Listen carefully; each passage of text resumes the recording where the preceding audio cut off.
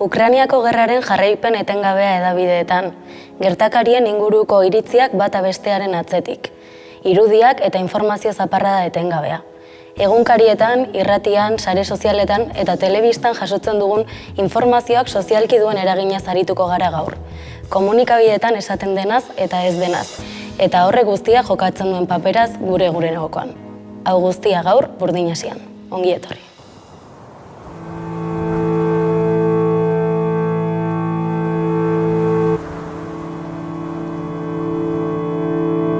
Europa está en guerra. Europa está en guerra. Estamos en guerra. Quien quiera paz, se prepare para la guerra. We must act like any wartime. Nous sommes en guerre.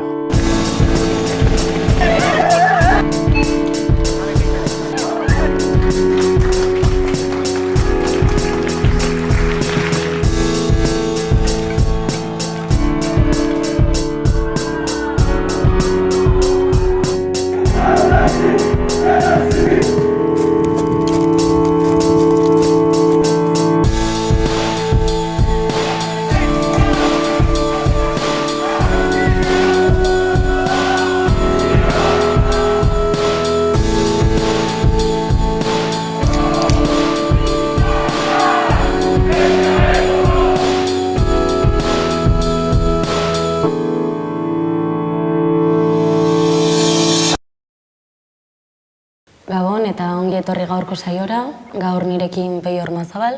Gabon bai. Manex Gurrutxaga eta Aitor Bizkarra. Ongi etorri hiruoi.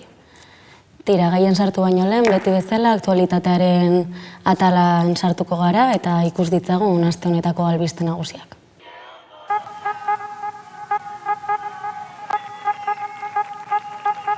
Milaka ikaslek egin zuten bat, iak martxoaren 24ko deitutako grebarekin eta hezkuntza erreformen aurrean, hezkuntza sozialista eraikitzeko kaleak hartu zituzten Bilbon, Donostian, Gasteizen eta Iruñean. 5.000 ikasle baino gehiago atera izan gara, lege berri hau salatzera. Argi utziz, lege hauek ez ditugula salatzen ulertuz beste lege batzuk edo ezarri behar dela, baizik eta alternatiba bakarra hezkuntza sozialista dela argi izanik. Bigarren hezkuntzan unibertsitateetan eta lanbide heziketan ezartzen ari diren erreformen aurka egin zuten.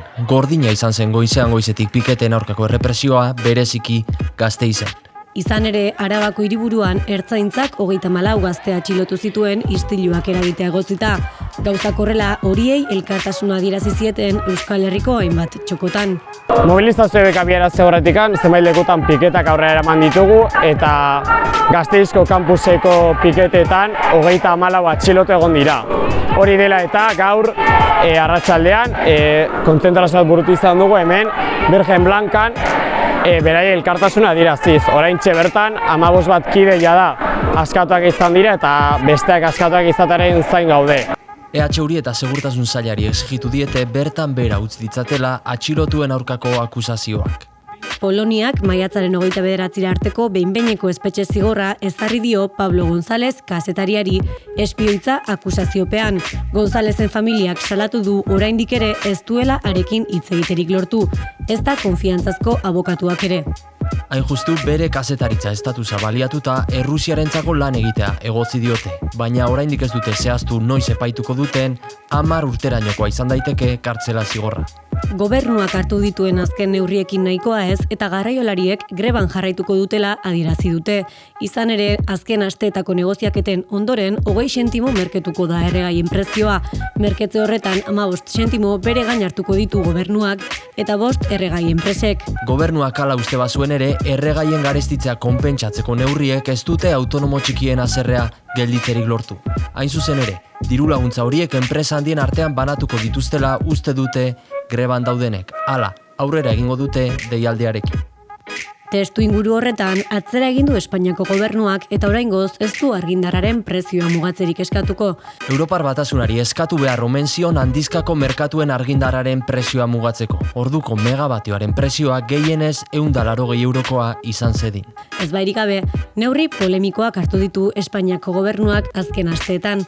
Hain zuzen ere, Maroko eta Sahararen arteko okupazio egoeraren gaineko azken adierazpenek hautsak harrotu dituzte. Izan ere, Sánchezen gobernuak jarrera aldatu eta babes adierazi dio Rabatek Mendebaldeko Sahararentzat duen autonomia planari. Haserrea eragindu horrek besteak beste energia hornitzaile nagusi den Argelian. Testu inguru horretan, Espainiak berriz abiatuko ditu marokoar migratzaileen aurkako aberriratze hegaldiak. Martxo hasieran 4.000 migratzailetik gorak egin zuten Melillako hesia gurutzatzeko saiakera. Horietatik 1.000 baino ez zuten lortu. Bueno, nahi duzuen moduan, has daitezkete komentatzen. Bai, nik aipatzeagatik hasiko naiz igual Saharako kontu honekin ez. Azkeneko honetan nola ikusi dugu, Espainiar estatuak edo kasuntan gobernuak, PSOE eta Podemosen gobernua nola esplizituki posizionatuan Marokon postura politikoen alde, ezta? Bueno, gobernua bere osotasunean ez, Podemosek ezagoztasunak erakutsi ditulako, baina bueno, bai Pedro Sánchezek emandula pauso bat aurrea, azkeneko urtetan esango dugu pixkat jundan tonika generalakin, esan nahi dut. Orain arte bazeukan ustezko neutralidade bat, baina neutralidade hori faltsua zen nola baite, ekintza ezak, hau da Saharan aldeko ekintza ezak, egunez egun Maroko bea indartzezulako eta Marokon postura bea indartzezulako. Nola baita okupazioa ziztatuz eta Marokon postura bea legitimatuz, ezta. Orduan honekin sartu gabe bere dimentsio historiko guztietan eta aspaldi etorren eta ertz asko azkan konfliktua izanik, bai aipatzea gustatuko litzaiake nola ikusi deun honen bitartez baita ere potentzia geopolitikok eta estatu kapitalistak eta ondorioz behaien kudeatzaile dian alderdi burgesak ez daukaten printzipio etikon arabera ez duela funtzionatzen, hau da. Ez duela pentsatu behar, oain arte PSOEk esan dulako Saharan alde zeola edo konfliktoan atera bidea zela Saharai autodeterminazio eskubidea ematea eta oain hoi traizionatu indunik, ez da, beti funtzionatzeguela olako interes geoestrategiko eta kapitalistan arabera eta hau da beste adi bat, ez da, oain komeni zaio honen postura hartzea hartu ditugu eta beste gabe, hau da, potentzia geopolitiko beti daudela interes ekonomiko partikularren arabera eta geopolitikon arabera. Eta horrek adierazteula beharra maila internazionalen nolabait antolatzeko benetan printzipio etikon arabera eta funtzionatuko luke mugimendu bat eta ez interes partikularren arabera burgesiak iten bezala, kasuan kasu. Nik horri gehitzeko agian uste dut apur bat Ukrainiako tentsio egoerarekin lotuta ikusten ari garela bloke geopolitikoen, ez dut esango homogenizazio bat, baina bai lehentasunak zehazte bat, eta uste dut Saharako aurko gatu genezakela, nola Europar Batasuna eta NATO ari diren Errusiari aurre egiteko indarrak batzen, eta argi geratzen da beste behin nola izan PSOE konplize aktibo bezala. Eta Podemos nolait kritiko azaldutare subordinatzen diren interes orokorrago horietara. Eta gero bestalde aipatu nahiko nuke ikasle abertzaleak aste honetan egin duen greba deialdia. Uste dudalako oso interesgarria dela eta azpimarratu beharrekoa grebari berari ematen dion enfokea. Erreforma zehatz hau edo beste salatu ordez, hori egin da noski edo erreformen puntu batzuk salatu eta beti ere, baina erreforma hau edo beste salatu ordez nola hezkuntzaren edo hezkuntzak gizarte kapitalistan betetzen duen funtzioaren inguruko kritika egiten duen iak, batez ere garrantzitsua dena bizitzen ari garen krisi eta berregiturak eta testu inguruan, nola iak aipatzen duen hezkuntzaren bidez burgesiak sortzen duela etorkizuneko lan indarra eta nola moldatzen duen egungo ikasleria etorkizuneko lan eta bizi baldintzetara eta erreformek hor jokatzen dutela papel bat, nolabait hezkuntza prozesua bera optimizatuz aipatu dan prozesu horretara. Zentzu horretan uste dut azpimarratzekoa dela iak egiten duen lana erreforma zehatzen salaketa hau zentzu estrukturalago eta estrategikoago baten txertatzen eta ikusten ari gara nola ikasleen artean ideologikoki sozialismoaren beharraren mahai gaineratzen duen honen eskutik. Eta azken aipamen bat amaitzeko esango nuke ikusi dela nola sindikatuek eta Eusko Jaurlaritzako alderdien gehiengoak berriz ere bat egin duten eta hezkuntza legea azkenean onartu duten eta ia geratu den horri salaketa egiten dion agente bakar bezala. Bai, sindikatuek bertan bera utzi dute 25ean egitekoa zen greba, uste dut Urkulluk esan zirela etzeukela zentzurik greba deitzeak baldin eta ez pasuten legearen zirriborroa irakurtzen, eta antza denez irakurri dute eta bertan bera utzi dute Urkulluri kasu eginez. Nik garraiolarien grebari buruz esan nahi gonituzke pare bat gauza, oso fenomeno interesgarria iruditzen zaidalako, hainbat gauzagatik. Alde batetik Adam Radomskik Twitterren okerrezpanago esan zuen bezala, ez da esklusiboki langileena izaten ari den greba klasiko bat, badauka lockout degien ezakenaren zantzuren bat edo beste ere bai, badagoelako autonomorik eta baita enpresaririk ere tarteko. Gehiago da, sektore batek inflazio estrukturalaren aurrean, sektore bat inflazio estrukturalaren aurrean bideragarri ez denaren manifestazio moduko bat. Eta horrek sortzen duen ezin egonaren aurrean erantzun moduko bat.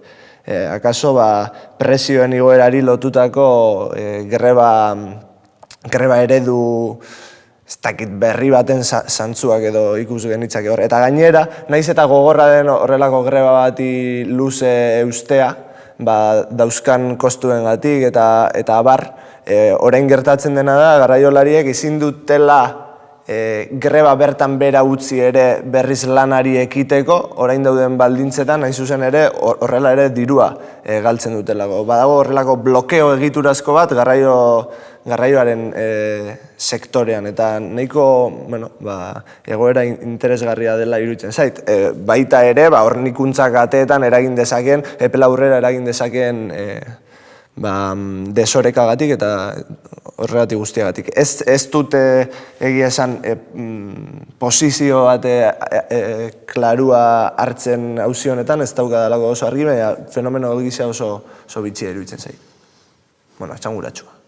Eta amaitzeko, agian aipatzea nola Voxek iriki duen egoitza berri bat Donostian, kasu honetan, beak aipatu bezala Euskal Autonomia Erkidego guztin hiriburutan badaukala egoitza bat, eta nola bildu ginen bertan 50 bat edo gazte izango ginen, Kontseilu Sozialistan deialdiakin, pixkat fasismoa aurre egitea eta gutxienez behintzat ekiditea nolabait ere Vox bezalako indar bat normaltasunez on izatea kalen edo normaltasunez egitea bere aktibitatea, ez? Nik uste garrantzitsua dela bere adierazpen bakoitzen aurkakotasun bat egotea kalen eta aurkakotasun bat adieraztea ez dalako guztiz indar erreakzionario eta fascista baten aurren gaudelako. Eta aldi beren baita ere indar borroka antifascista hori lotzea kapitalismoan aurkako borroka batekin bestela antifasismoa ere besteria bihurtu daitekelako nolabait ez balin bada benetako gaitza seinalatzen dela kapitalismoak beak sortzeula fasismoa. Ez balin baduzu ezer gehitzeko, gaian sartuko gara. Gaurkoan komunikabideen auziari helduko diogu. Eta, ikusi dugu azken egunetan gai berdina dabilela komunikabideetan, Ukrainiaren inguruko informazio bombardaketa, irudiak, iritziak bata bestearen atzetik. Eta badirudi lehen pandemiak izan zuen tokia orain Ukrainiako auziak hartu duela, eta telebistetan zein egunkarietan irakurtzen dugunak kalean baduela eragin bat, edo nabaritzen dela eragin hori. Eta hasteko hasi nahiko nuke galdetzen zuen iritzi zein funtzio jokatzen duten komunikabidek.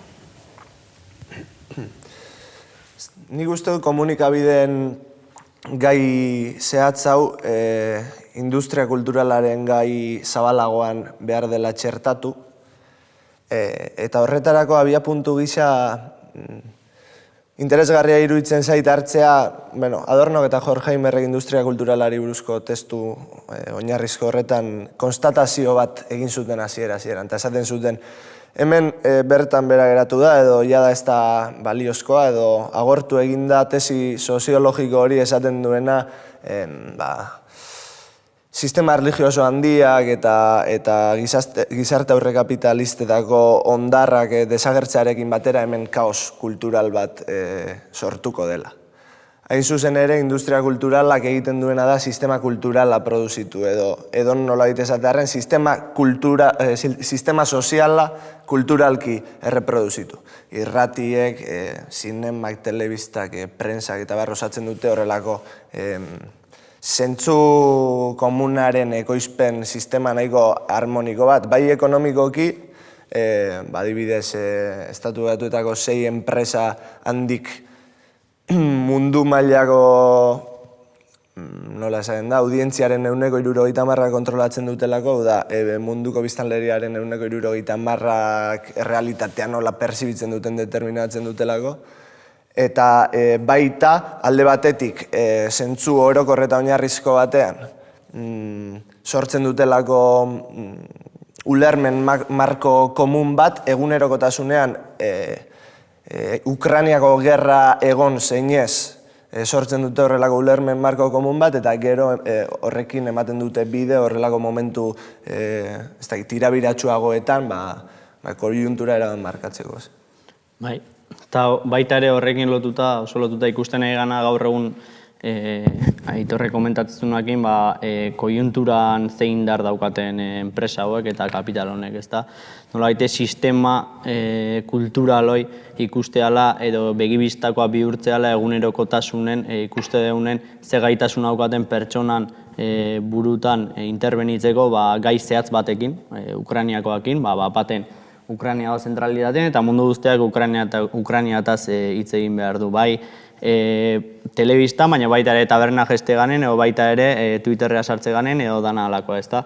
Eta ikuste bali mago, interbentzio gaitasun hori daukala kapitalak eta gainea enpresa zehatz batzuk edo kapitalista zehatz batzuk, Aitorrek esatezun bezala, nola izangoa posible, bi 6 janki importante bali maukate olako gaitasuna, gero jende horrek bali mauka sartuta, esan adibidez, gasan mundu bali mau, gasan merkatun bali mauzka aktibo batzuk eta bar, nola ingo dude komunikabide horrek behin interesan kontra, ezta? Horre ikusteana da, garbi daukatela gaitasun bat ze gaietaz hitzein behar dan, eta gaina ze perspektibatik hitzein behar dan markatzeko.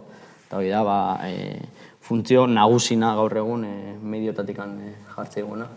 Bai, nik uste hori nabarmena dela, eta era berean zehazten duenak zertaz hitz egin behar den ere, zehazten du zertaz ez den hitz egin behar, hau da hitz egiten du Ukrainiaz, eta ez da hitz egiten munduan barrena salduta dauden gudu ezberdinez. Uste dut Yemeni buruz gehien hitz egin dela azken hilabetetan justu Ukrainiari loturik gainera, baina urteetan egon da gastua. Hitz egiten ez dela esateko.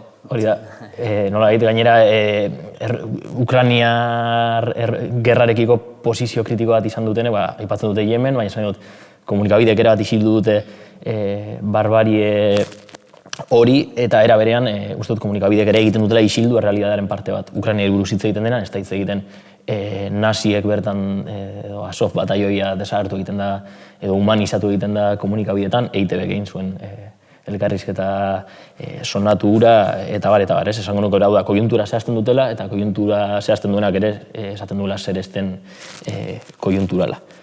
Uste dut horren adibide ugari ere izan ditugula azken urtetan, ez?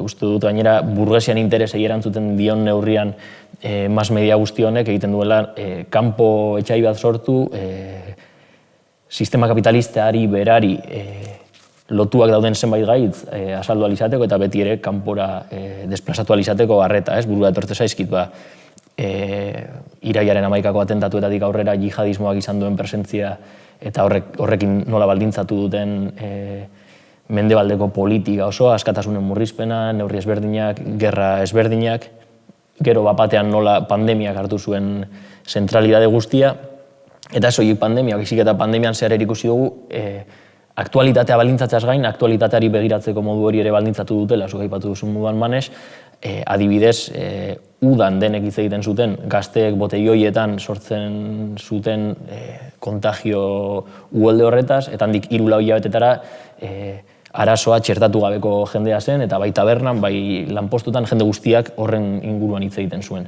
Eta orain bapatean Ukrainiari buruz errealitatea bera Ukrainian zentratu dute, eta jende guztiak horri buruz hitz egiten du, ez? Hau da, gaia zehazten dute, gaia enfokatzeko modua, eta horrek zailtasun nabarmena jartzen ditu politika egiterako orduan ere noski. Bai, eta ez da, norbait pentsa lezake, bai, egiten dute telebistan bitartez edo prentsa handien bitartez eta hortikan kanpo dauden tresna edo teknologien bitartez alda saiestu nolabait, baina ez da bakarrikan diru bat jarrita daukatela telebista baten edo prentsa baten, baizik eta Aitorrek ondo esatezun bezala, gai diala jartzeko marko ideologiko bat edo zentzu komun orokor bat erreproduzitzen dana forma desberdinetan eta leku desberdinetan. Hau da, nik daukat nire mobila eta alnai sartu Twitterren edo Instagramen edo dana alakoa, baina bertan erreproduzitzean ideologia edo zentzu komuna influencerran bitartez eta marko general horren barrun kokatzea eta ez da hortikan kanpokoa. Eta naiz eta ez jarri zuzenen dirua pertsona jakin baten gai da kapitala bere hegemonia edo indar kultura horren bitartez erreproduzitu alizateko forma askotan interesatzaion gai koiunturala eta perspektiba koiunturala.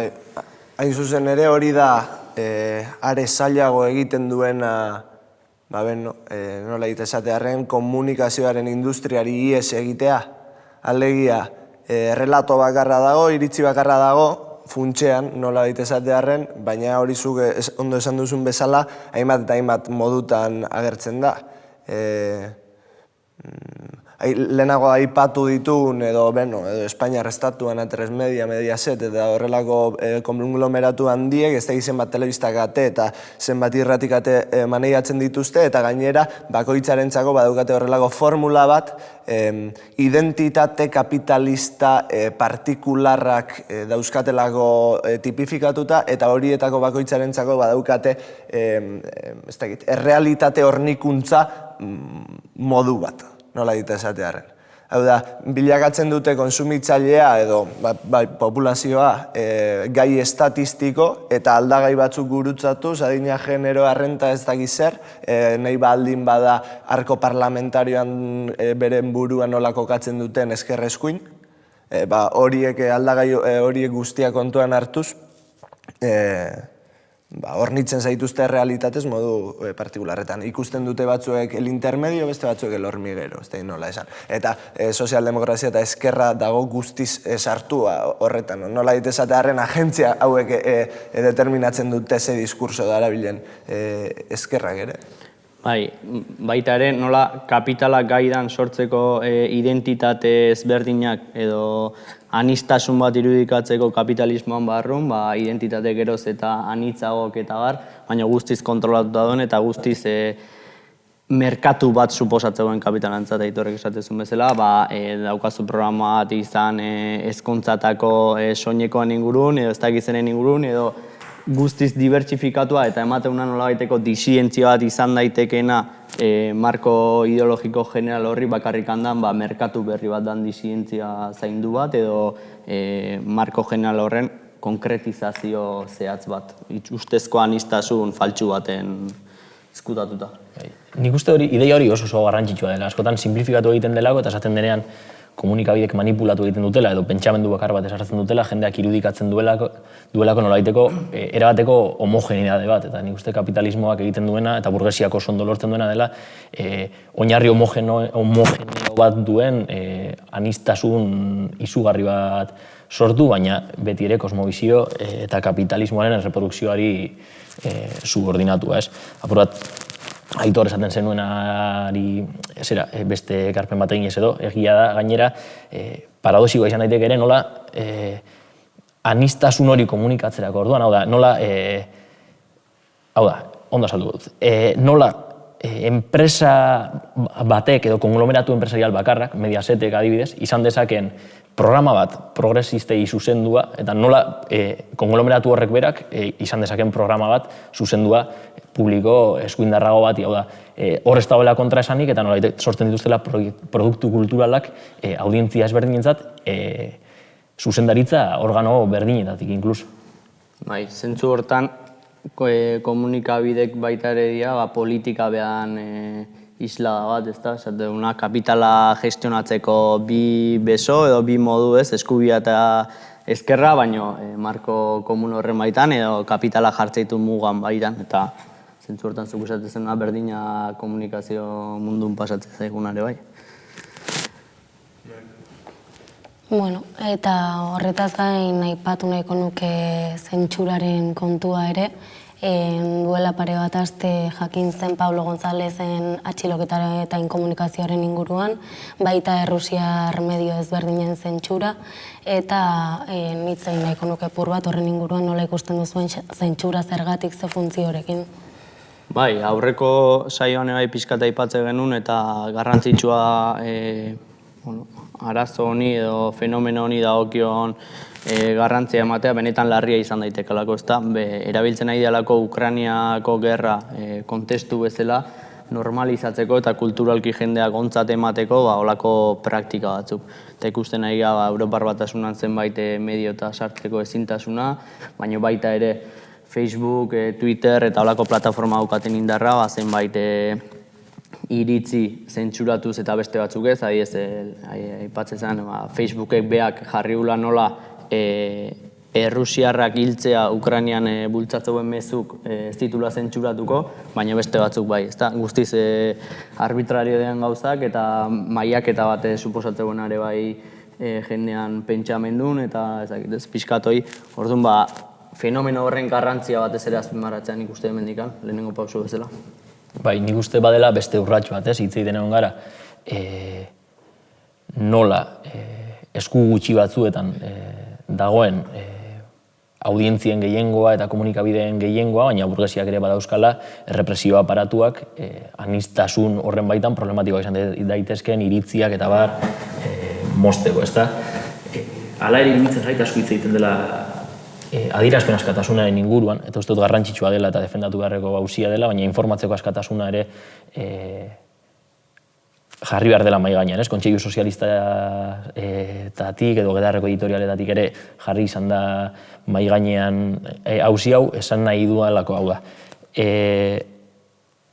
Momentu batean zeinetan informazio bombardeo izugarri bat dagoen, zeinetan Twitterren edonork esan dezakeen edozer, uste dut askotan esan daiteken hori baino garrantzia eman behar zaiola ere iritzia sortzeko, esaten duzun hori sortzeko bideari eta dauzkasun baliabidei, ez? Azkenean, adierazpen askatasuna ez badute mugatzen, baina soilik adibidez Ukrainiako gaia bueltatuz jaso albaduzu OTANen propaganda eta OTANen espektroko komunikabideen propaganda eta ez baduzu Sputnikera edo Rusiatu dira sarrerarik, esan dezakezun hori ere mugatua dago, hau da adierazpen askatasuna mugatzeko bide bat ere badat, uste dut, zentzu horretan informazioa jasotzeko askatasunare defendatu behar dela eta oso modu evidentean ari direla Europan hori mugatzen, Twitterreko etiketa horiekin edo komunikabidetara sartzeko oztopo guzti hori jarrita.